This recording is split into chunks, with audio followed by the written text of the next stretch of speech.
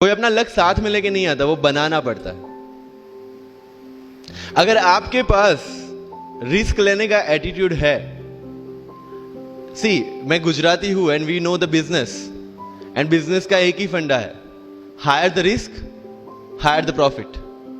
सो अगर 8:30 को आपका एक्सीडेंट होता है और 9 o'clock आप मेंस की एग्जाम देने जा सकते हैं, इंटरव्यू से पहले 1 महीने तक आप हॉस्पिटलाइज्ड है और उससे 1 वीक पहले आप दिल्ली जाके उसकी प्रिपरेशन कर सकते हैं, तो luck has to come with you. उसको आना पड़ेगा और आपको आईपीएस बनाना पड़ेगा। लोग बोलते हैं कि एक्सीडेंट के बाद आप जाके आए एंड ऑल, तो द सिंपल था कि मैं एग्जाम के लिए निकला, मेंस मेरा था, सुबह GS3 का पेपर था। 8:30 को मेरा स्कूटी स्लिप हो गया, मेरा लिगामेंट इंजरी हो गया, लेफ्ट हैंड में इंजरी था, सीट से ब्लीडिंग हो रहा था। लेकिन मेरे पास 2 ऑप्शन थे। मैं खड़ा हुआ, मैंने देखा, okay my right hand is safe, and I decided I will go to the exam hall and write the exam. मेरे पास 2 ही ऑप्शन थे, या तो मैं वहां से उठ के रोने लगूं, यार मेरे साथ ही ऐसा क्यों हुआ, मेरा एक्सीडेंट हो गया, मेरा मेंस खराब हो गया, और हॉस्पिटल जाओ। या दूसरा ऑप्शन था कि मैं देखूं कि मैं 3 घंटे और सरवाइव कर सकता हूं। हाँ, कर सकता हूं। मैं मेंस के लिए एग्जाम हॉल में गया। ये जितने भी फोटोग्राफ्स लगे हैं, सर ने जैसे बताया कि जितने भी इंसान सक्सेसफुल हुए, अगर आप उसकी लाइफ स्टोरी देखेंगे तो कहीं ना कहीं एक मोमेंट आता है जहां पे वो इंसान की जो स्ट्रगल है वो पीक पे हो जाते हैं। वो इस मोमेंट पे आपको डिसाइड करना है कि आपको वहां से यू टर्न लेना है या आपको वहां से आगे निकलना है। इन सब लोगों ने डिसाइड किया कि उनको वहां से आगे निकलना है, एंड दैट इज द फंडा ऑफ लाइफ। सक्सेस उन्हीं को मिलता है जो इस स्ट्रगल वाले मोमेंट से आगे निकलने की सोचते हैं। जब भी आपको लगे कि आपके सिर पे बहुत मुसीबत है, जब भी आपको लगे कि आप हर तरह से गिर चुके हैं, जब भी आपको लगे कि आपके पास कोई ऑप्शन नहीं है, तब एक चीज आप अपने दिमाग में लाइएगा कि यही मोमेंट है जहां से आपकी तकदीर बदलने वाली है। क्योंकि डायमंड जो होता है वो जितना ज्यादा घिसता है उतनी ज्यादा उसकी वैल्यू होती है। सोना जो होता है वो जितना ज्यादा तपता है उतनी उसकी वैल्यू होती है। अगर आप जिंदगी में तप रहे हैं, अगर आप जिंदगी में घिस रहे हैं, अगर आपको लग रहा है कि आप हर तरह से मुसीबतों में गिरे हुए हैं, तभी आपकी जो वैल्यू है वो बढ़ने वाली है। और यही मेरा एटीट्यूड रहा है। लोग बोलते हैं कि तुम्हारी फाइनेंशियल कंडीशन ठीक नहीं थी, पापा इलेक्ट्रिशियन थे, मम्मी हाउसवाइफ थी, डायमंड के कारखाने में काम करती थी, उसके बाद उन्होंने मैरिज में रोटियां बनाने का काम किया और उस तरह से मैं पढ़ा। लेकिन जब मुझे पूछा जाता है कि ऐसी कौन सी चीज है आपकी लाइफ में जो आप बदलना चाहते हो, एंड आई सेड नथिंग। क्योंकि अगर वो चीजें नहीं होती मेरी लाइफ में तो शायद आज आपके सामने में नहीं होता। तो अगर लाइफ में प्रॉब्लम्स है, अगर लाइफ में स्ट्रगल है, जैसे सर ने बताया struggle is a part of life, and I strongly believe in that. क्योंकि अगर हम दिल्ली में थे, मेरे दोस्त के साथ में निकला बाहर घूमने, तो बोलता है यार ऐसी लाइफ चाहिए, कोई मगजमारी नहीं, आराम से बैठते पूरे दिन एसी वाले कमरे में, बहुत सारे पैसे है और कोई टेंशन नहीं, ऐसी लाइफ चाहिए मुझे। मेरे पास ऑप्शन है। मतलब क्या? बोला देख सामने ATM का रूम दिख रहा है, एसी वाला कमरा है, बहुत सारे पैसे, कोई मगजमारी नहीं, जॉब ले ले। क्यों IAS IPS में दिमाग खराब कर रहा है? अगर स्ट्रगल नहीं चाहिए तो you have to compromise with that life. जब भारत वर्ष का सपना चंद्रगुप्त ने देखा, चाणक्य ने देखा, और उस भारत वर्ष को बनाने के लिए जब ये संघर्ष जारी था, और तब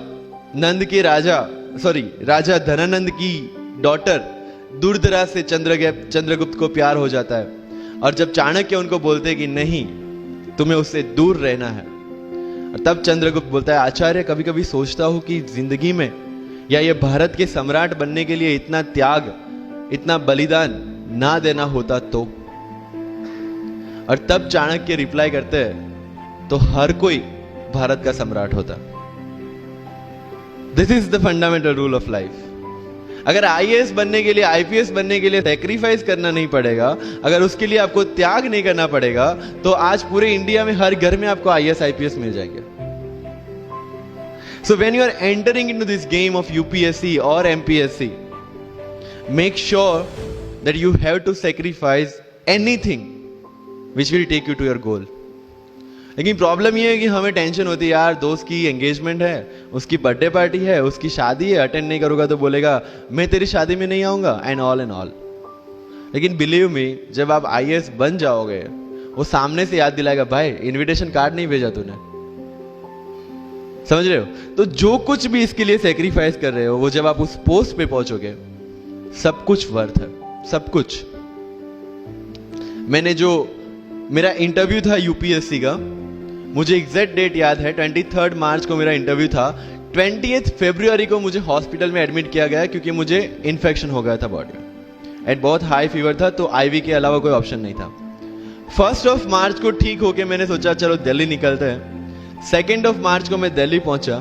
3 मार्च को वापस से टॉन्सिलाइटिस का अटैक होने की वजह से फ्लाइट लेके वापस से Palanpur Ahmedabad. Again hospitalization. 15 March को I got relieved from the hospital. 16 March को मैं दिल्ली पहुंचा और 23 मार्च को I gave my UPSC interview. So 1 महीने का हॉस्पिटलाइजेशन.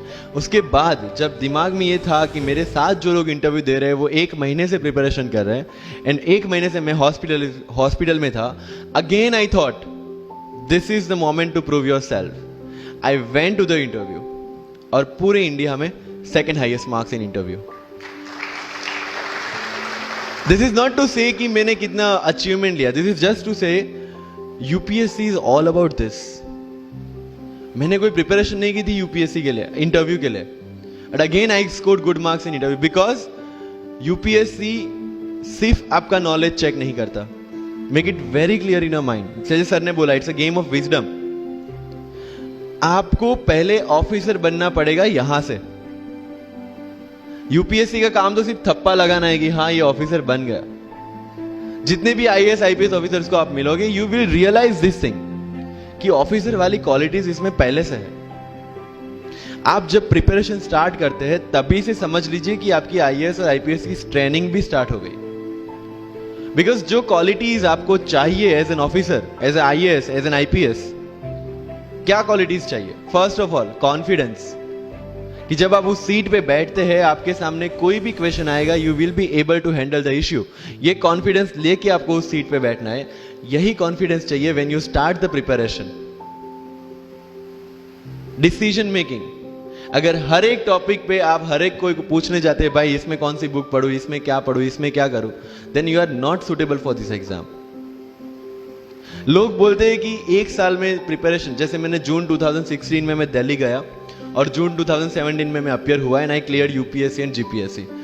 पीपल से कि सर 1 साल की मेहनत में आपने एग्जाम क्लियर कर दिया. यस, टेबल और चेयर पे बैठ के करने वाली मेहनत 1 साल की थी, लेकिन उसके पीछे की मेंटल प्रिपरेशन कितनी पुरानी थी. जब मैं प्राइमरी स्कूल में था तब सोचा था कि आईएएस बनना है, और तब से मेरी जो जर्नी है, तब से मेरा जो टेम्परामेंट है, तब से मेरा जो एटीट्यूड है, वो इसी डायरेक्शन में था. जब कॉलेज में था तब मैंने एनजीओ स्टार्ट किया. 3 एनजीओ से मैं जुड़ा था. जब लोग सोशल मीडिया, व्हाट्सएप और फेसबुक पे बिजी थे, मैं वहां स्लम में जाके बच्चों को पढ़ा रहा था. क्यों? क्योंकि मुझे पता था कि फ्यूचर में यही काम करना है, क्यों ना अभी से उसकी ट्रेनिंग ले लो. So I have invested my each and every moment for this goal. Because जो पर्सनालिटी टेस्ट लास्ट में यूपीएससी लेता है, इंटरव्यू नहीं है वो. We consider it as interrogation. Interview को इंट्रोगेशन लेके चलते हैं, वहां पे पूछताछ होगी नहीं. अगर यूपीएससी के इंटरव्यू में 10 में से 9 क्वेश्चन के आंसर भी आप सॉरी सर और sorry ma'am, I don't know कह के देते हैं, उसका कोई इंपैक्ट नहीं पड़ता. इंपैक्ट पड़ता है वो 9 क्वेश्चन न आने का प्रेशर आप कैसे हैंडल करते हैं. आपके पसीने छूट जाते हैं या आप वही टेम्परामेंट के साथ इंटरव्यू कंटिन्यू करते हैं. मार्क्स उस चीज के, मार्क्स है आपकी सोच के.